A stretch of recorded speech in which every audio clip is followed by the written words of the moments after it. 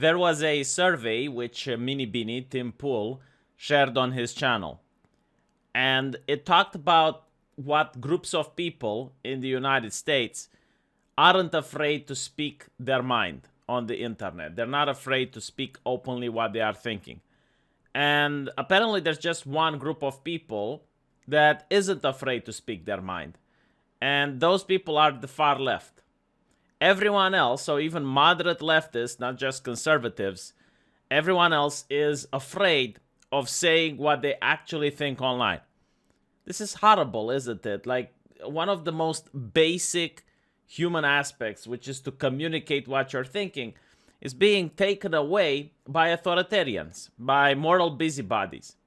And it's getting so bad that now you have prominent professors of computer science signing an open letter opposing cancel culture, mob attacks, and public shaming in the CS community. They invite other researchers, educators, or professionals in computing or adjacent fields to join them. And this happens a couple of months after another letter with other famous people also asking for politically correctness to be ended on universities. Now, when someone goes against far left tactics like this, when someone is calling out cancel culture, Gaslight Incorporate starts showing up. It's one of the most common tactics that I have seen on the internet, and it triggers in the mind of these marionettes the same way the saliva was triggering in Pavlov's dog mouth whenever the light was turning on. It's almost like scripted, like I know what they are going to say before the event happens.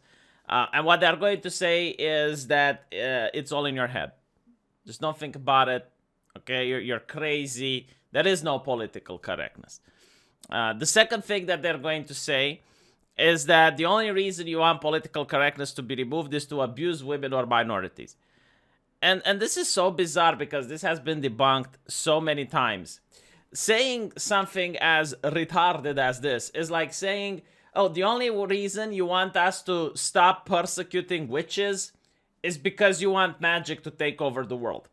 It's literally in that category of thinking. It's like, no, even if I was a person living in a society which has witches and they are harmful and they need to be brought to trial, I would still advocate against mob justice. Like, I don't want people to be falsely accused. Political correctness and cancel culture does not allow for the accuser to defend themselves. They do not get a lawyer. The mob doesn't come up and presents evidence.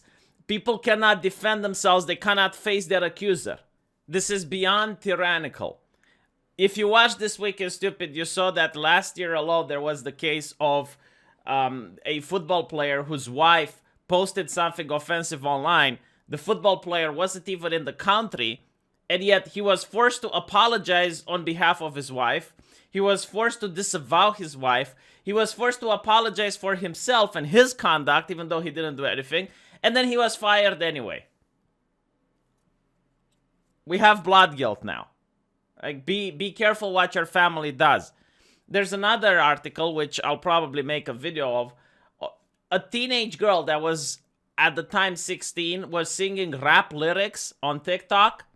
A disingenuous person edited her video out so that it was only the lyric with the N-word, sent it to her university 3 years later, and then she got expelled. And this is normal. This is okay. This is to be encouraged. This is perfectly fine. And it clearly does not create an environment of fear and dread, much like it was in the Soviet Union or behind the Iron Curtain where I grew up. No, it's just normal. Kind of funny if you look at the history of political correctness, it started from USSR. The Soviet Union and their satellites, when signing the Charter of Human Rights and looking at free speech, they wanted to use political correctness as a beating stick for Western nations, and they didn't manage to push it in. And what's interesting is that the right wing and the conservatives, they do not partake into cancel culture except on very rare occasions. Normally, they consider themselves to be above it. They consider themselves to transcend the cancel culture. and they're using their principles and morality. And this is why they're losing, because it's not a culture war, it's a culture slaughter, one-sided. The main issue is that if both sides were to partake into cancel culture, then companies would just have to stay neutral. Because they will be, okay, well, if we cave in to these guys, then we're going to get the other guys on our head. So might as well just say, look, we're a company. We don't care about what people do in their own time and in their own home. If it's something illegal, call the cops. But you're not going to get that, because at this point, if the company just fires the person without doing any investigation to even see if he's guilty of what he's accused of, the company wins. They don't get any backlash. There's no pushback. There's nothing that would persuade them not to do it. Anyway, what's even more funny in this particular setting is that one of the people that signed this letter was engaging into cancel culture himself. So a lot of people are pointing out the hypocrisy of this. It's like, if you don't like cancel culture, why did you do it in the past? And as you can see, he was trying to get someone fired. He was assembling evidence of some person's toxic behavior. So you have some you'd like to share, please reply to this tweet. Justice is coming. Justice. I'm sorry, justice cannot be found outside the courtrooms. Because the courtrooms is designed to allow evidence to be brought forth. The courtrooms is allowed to have lawyers for the party that's being accused and to face the accuser. This is not justice. This is bullshit. Bullshit. She's part of one crowd, and many of NVIDIA's customer shareholders and staff have very low tolerance for it. So I don't really know what the story is.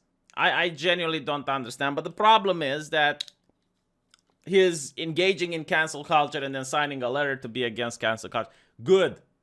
This is a good thing. You know, like the journalists like to say in their title. This is a good thing. It shows that a person who used to be into cancel culture is now realizing that shit's getting hot. And maybe you should get rid of it. Because lately, I have seen leftists getting canceled. So you might chuckle and you might think, well, you know, the backlash is going to come from the right. Let me tell you something from history. You know, the most left-leaning person that is a communist, okay? Pillar of the community. When I think about a communist, I think about the most moral and decent person that there can be. Okay? Do you know which is the most dangerous place for a communist on earth? Like if you take a communist and you want to put him somewhere, I would be like, no, don't put him there because he's not safe. Like, put him somewhere else. Don't put him there.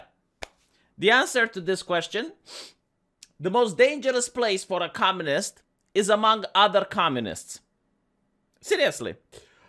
Because once they get rid of the reactionaries, which is literally everyone else, then they start spreading into factions, and then they start attacking each other. And this is what's happening with political correctness online right now. They went for the conservatives, they went for the Trump supporters, then they went for people in the center. And now they're going even after other leftists. So I have seen people who were on Facebook, anti-war, left-leaning groups, they got canceled. There were a couple of communists a couple of weeks ago that got canceled on Twitter, high-profile ones. Everyone was like, what is happening? Oh, the communists are crying. Oh, the big corporations isn't really their friend. Who would have thought? Who would have imagined? So yeah, I mean, if you're thinking that cancel culture is a good thing, the surprise and the shock and the awe is going to come very fast. Like a train. Especially if you look at cancel culture, the way it works right now, you get punished for things that you did in the past when the culture was permissive of said things. So there were people that got canceled for things they did 3 years ago, like the girl that I just gave you as an example, for singing rap lyrics. Like, what do I need to take from this story? That rap music is dangerous? Is this what I'm supposed to take? Like, if I have a kid, don't let him listen to the music because then he might sing it and get fired. Not because the music is dangerous or anything in itself, but if it can actually lead to him losing his job at a company or losing his position at the university, then the lesser evil would be to just ban it. Like, not in my household. While you're under my roof, my rules. Listen to jazz. Listen to anime like normal people. Anime intro songs. They're really great. People should try them. No, but like seriously, it's a little bit surprising that rap artists didn't step in order to condemn this behavior, because it's their music that's going to be affected. Like if this thing keeps going, because this is like the fourth case that I know of a person that's singing rap lyrics and getting bad things happen to them as a consequence.